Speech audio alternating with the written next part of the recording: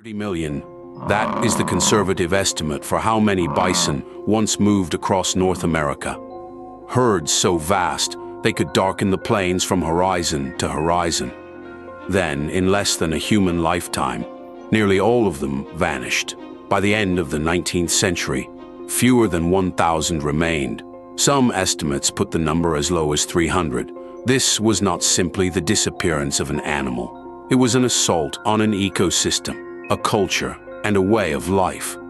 And yet, against almost impossible odds, the bison survived.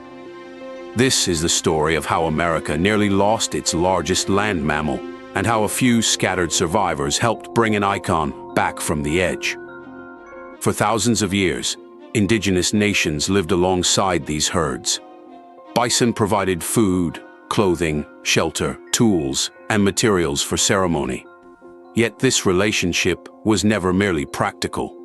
For many Plains peoples, the buffalo was, and remains, a relative, a sacred presence, and a foundation of community life. Then, the 19th century transformed the Plains. Railways brought hunters deep into bison country. More powerful rifles made killing faster. An international market paid for hides, tongues, and bones. Commercial hunters shot animals by the hundreds, sometimes from the windows of trains. Carcasses were stripped and left to decay. Mountains of skulls were gathered for processing. A living landscape was being converted into a commodity.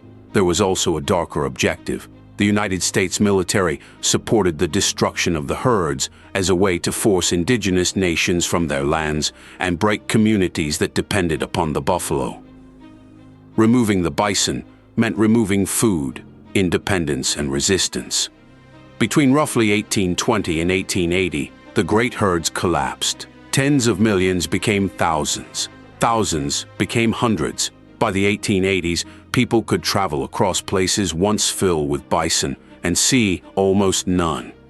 In Yellowstone, poaching reduced the remaining wild herd to approximately 24 animals by 1902. 23 bison, that was all that remained in the park. The species had reached a bottleneck so narrow that its survival depended on a handful of animals protected in Yellowstone and several small private herds. But those survivors were enough to begin. Private citizens, indigenous leaders, conservationists, ranchers, and government managers all played roles, sometimes for very different reasons, in protecting the animals that remained. In Yellowstone, the United States Army, which administered the park at the time, guarded the last wild bison from poachers. In 1902, park managers purchased 21 bison from private owners and raised them at the Lamar Buffalo Ranch.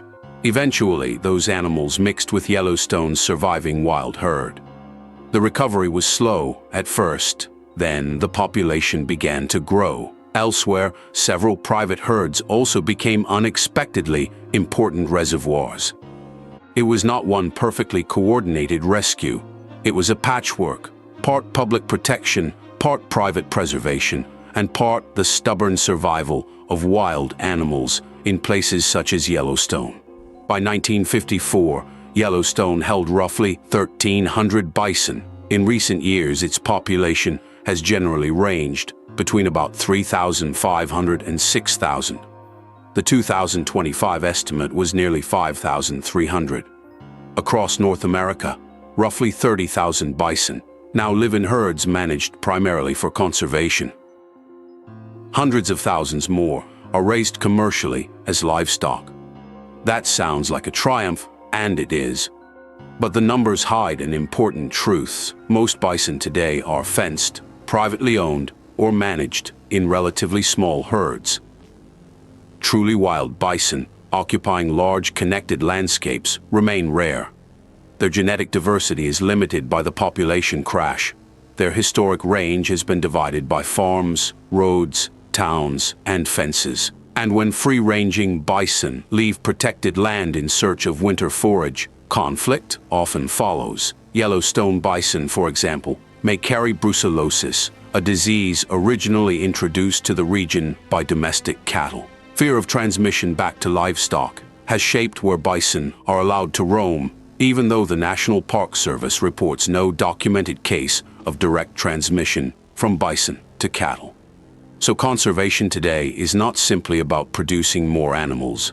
It is about creating room for bison to behave like bison, migrating, grazing, forming herds, and shaping grasslands. One of the most powerful parts of the modern recovery is the return of bison to tribal lands. More than 60 tribes are now involved in restoring buffalo to their communities, renewing cultural relationships interrupted by the slaughter.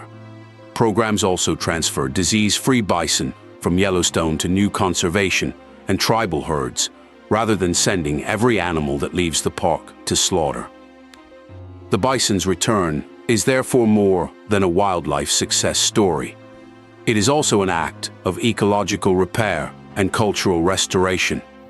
But it remains unfinished.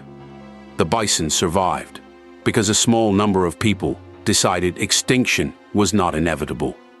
They protected the last animals, built new herds, and slowly changed what the future could look like. Today, a bison standing on the plains may look timeless.